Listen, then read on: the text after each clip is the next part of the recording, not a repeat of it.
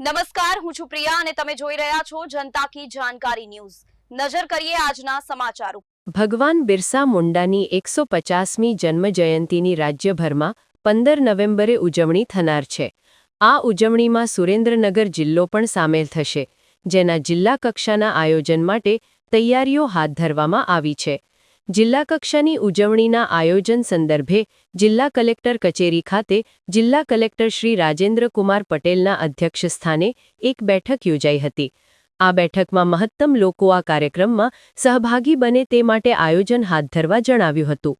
સુરેન્દ્રનગર જિલ્લા કક્ષાની ઉજવણી લીંબડી તાલુકાના નાની કઠેચી ગામમાં કરવાનું આયોજન હાથ ધરાયું છે।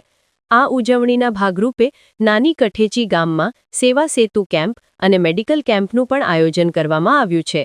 જિલ્લા વહીવટી તંત્ર દ્વારા લોકોને આ કેમ્પનો લાભ લેવા માટે પણ અનુરોધ કરવામાં આવ્યો હતો।